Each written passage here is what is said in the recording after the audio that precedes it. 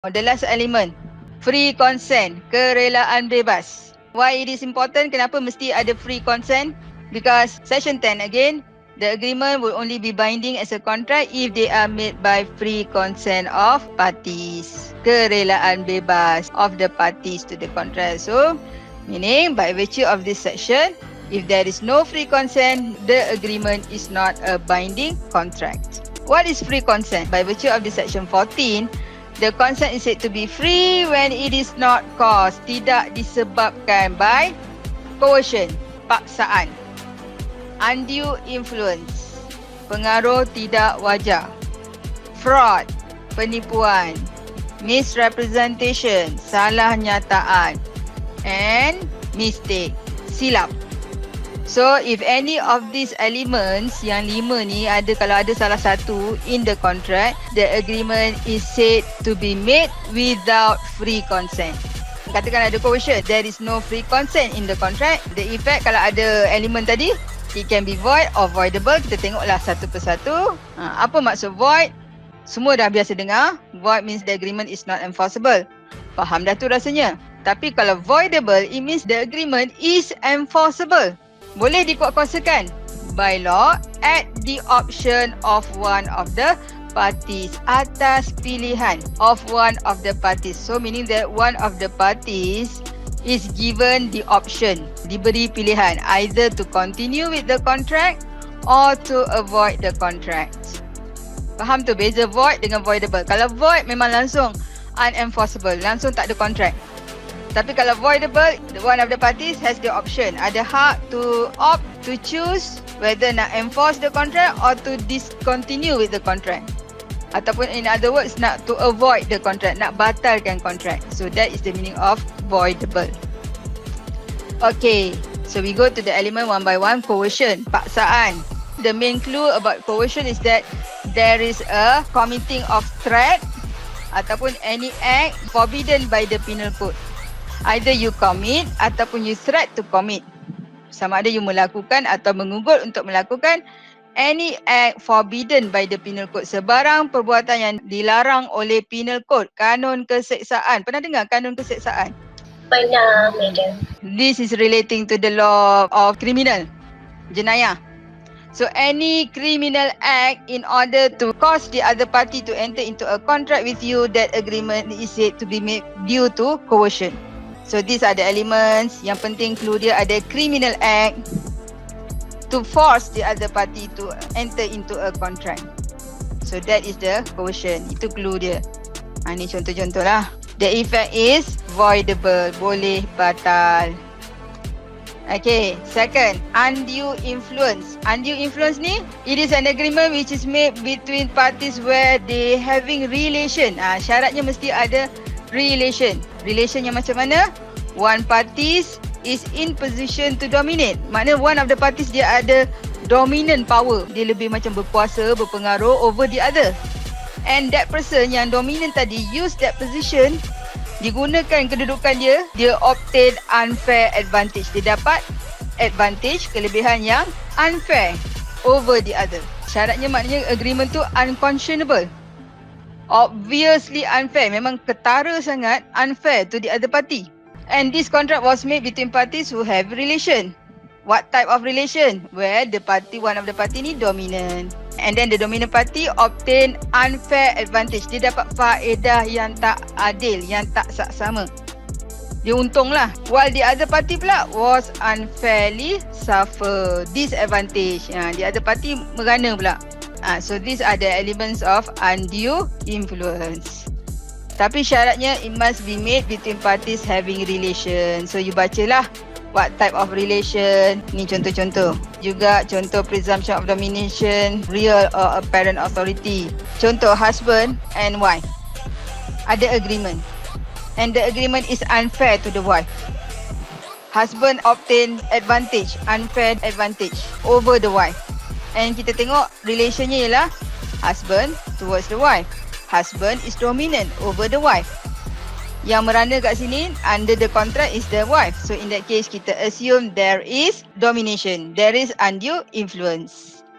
Tu maksudnya relationship dia tu. Between parents and the children. And then the children suffer under the contract. Parents pula untung lebih. So in that case, there is undue influence. Or maybe fiduciary relationship, hubungan doktor dengan patient. Leader terhadap followers. Tiba dalam agreement, followers serah semua harta pada leader. Follower ikut je cakap leader. So maknanya ada undue influence due to the fiduciary relationship, pertalian amanah. Ni antara ni maknanya ada pertalian amanah. Ataupun you contract with someone who is too old or too ill, ataupun suffer due to the mental or bodily distress. Kalau you contract with that kind of person, masa tu pula you ambil kesempatan you make contract with this kind of person, in that case the agreement is said to be made due to undue influence. You yang sehat-sehat ni, you buat contract dengan orang yang sakit ni. Sakit yang teruk ni lah, murung, atau too old, senile, dah nyanyuk, too ill, dah bedridden, macam ni efeknya voidable. Okay, fraud, penipuan ni senang cerita lah. Kalau nak menipu je semua tu with intention to deceive, memang nak menipu, the agreement is voidable due to fraud. Syarat fraud ni mesti ada false statement atau false representation being made dengan niat nak menipu. Dia bagi statement lah, benda tu fake, dia kata ori. So dia false statement lah tu. Effect voidable. Misrepresentation. Also there is a false representation, but it was not made with intention to deceive. Without intention, okay, not made with intention to deceive, maknanya tak ada niat menipu, dia sendiri tersilap. The representator yang bagi statement tu, dia sendiri silap. Contoh, dia tak tahu pun barang tu sebenarnya dia ingat antik, betul-betul antik. Dia beli asal pun orang tu kata antik, tiba dia jual balik, dah check rupanya bukan antik betul. So dia sendiri tak tahu. Ataupun yang ni dalam gambar bukan main lagi. Real actual burger yang you dapat macam ni. Tapi sebenarnya advertiser tu dia tak ada intention to deceive pun. Dia cuma representation dia nak tarik perhatian, tarik pelanggan. So that's why in this kind of advertisement selalu ada terms kecil kat bawah tu. Apa yang you perasan?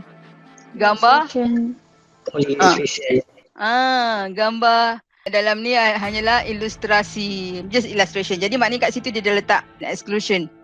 Nak elak daripada ni. Tapi kalau dia tak letak terms tu kat bawah tu yang biasa you jumpa tu, dia tak letak, jadi kemungkinan there is a misrepresentation. Effect voidable. Boleh batal. Last, satu-satunya yang efeknya void adalah mistake.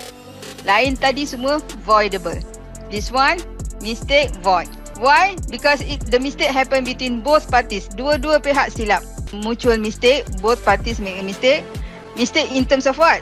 A matter of fact. Fakta essential to the agreement. Fakta asas perjanjian. Dia silap tentang apa dia? For example, mistake as to the existence. Both parties tak tahu benda tu tak wujud rupanya. Or maybe benda tu dah mati. Contoh ni A agrees to buy from B a certain horse, but the horse was dead at the time of bargain. Masa kontrak sign agreement tu, dia buat agreement dekat tempat lain. Both parties did not know that the horse was dead. So the agreement is void. Diorang silap lah as to the existence of the subject matter. Okay, identity. Seorang fikir yang ni, seorang fikir yang ni. Silap identity. Void juga. Mistake as to the possibility of performing the contract. Dua-dua make a mistake. They thought that the contract can be performed. Dia ingatkan kontrak tu boleh dilaksanakan, rupanya tak boleh. Because of the subject matter sendiri. Bacalah kes ni. The parties thought that the contract can be done, tapi rupanya tak boleh. They make a mistake about that. So the contract is void.